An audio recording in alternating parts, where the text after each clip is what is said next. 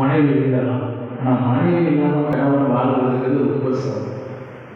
நான் பல்வேறு பேரை நான் பார்த்திருக்கிறேன். எங்களுடைய மூத்த நாடாளுமன்ற உறுப்பினர் அவர் பகல் முழுக்க எங்களோடு எல்லோ பணிகளிலும் எங்களோடு இருப்பார்.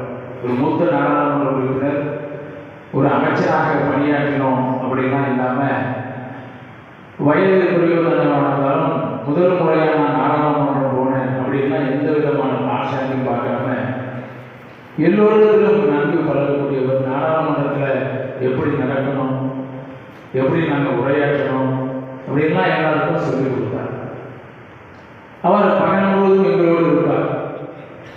இரவு நேரங்களில் எங்கெல்லாம் கூப்பிடுவார், வீட்டுக்கு வாங்க சாப்பிட கூப்பிடுவார். ரொம்ப நேரம் பேசிக்கிட்டே இருப்பார். நிறைய புத்தகங்களை வாசிப்பார். இரவு நாங்கள் வீட்டுக்கு போயிடுவோம். டெல்லியில் இருக்கும்போது அடுத்த நாள் காலையில் பார்க்கும்போது சோர்வாகவே இருப்பார்.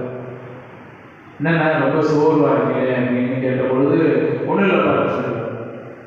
கொஞ்சம் நெருக்கமான பிறகு ஒரு நாள் சொன்னார், இரவு நேரத்தில் எனக்கு தூக்கம் வர்றதில்லை அப்படின்னு சொன்னார். கிட்டத்தட்ட 10-11 மணி அளவில் நண்பர்களோடு பேசிகிட்டு இருக்கிறோம். அதுக்கப்புறம் புத்தகங்கள் படிக்கிறோம். 2 மணிக்கு படுத்தாலும் தூக்கம் வர்றதில்லை. தொடர்ந்து படிக்கிறோம். 4 மணிக்கு முடிச்சிடணும். என்ன காரணம்னா பகலில் உங்களோடலாம் இருக்கிறோம், சாயங்காலம் பேசிகிட்டு இருக்கோம். வீட்டுக்கு போகும்போது மனைவியுடைய நினைவு இருக்குது. அந்த வீட்டுக்குள்ளே அவங்க எப்படி இருந்தாங்க, நம்மளோட எப்படி இருந்தாங்கன்னு அந்த நினைவுகள் வர்றதாலேயே இரவு நேரத்தில் தூக்கம் வர்றதில்லை அப்படின்னு சொல்லிட்டு சொன்னார். யாருக்கும் இது போன்ற ஒரு உரிமையான நிகழ்வு நடக்கக்கூடாது. அதனால் நம்ம அவர் சொல்லுவார், மனைவி நல்லா இருக்கும்போது நம்ம போயிடணும், மனைவி இருந்து வாழ்வது ரொம்ப பொறுமையானது அப்படிங்கிறார்.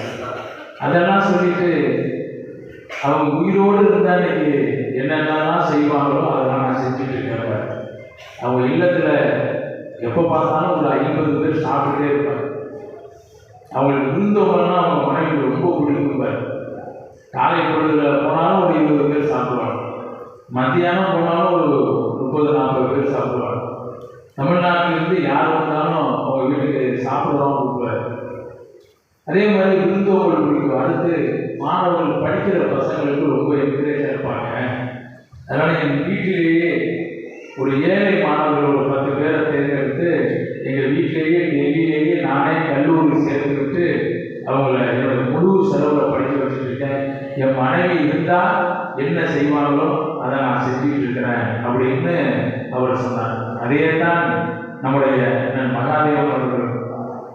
அவர் மனைவி இருந்தால் என்ன செய்வாங்களோ அதே அவருடைய மனைவி பேருக்கு ஒரு அறக்கட்டளை ஏற்படுத்தி ஏழை எளிய மாணவர்களுக்கு ஒரு உதவித்தொகை தொடர்ந்து அவங்க மறைந்து 5 ஆண்டுகள் ஆனாலும் கூட தொடர்ந்து இந்த பணியை செஞ்சுட்டு இருக்கிறார். அவருக்கு உளவுபூர்வமாக மனப்பூர்வமாக நம் அனைவரும் சார்பிலும் ஒரு பலத்த கடவுளை வைத்திருக்கிறோம். நான் கண்டோடு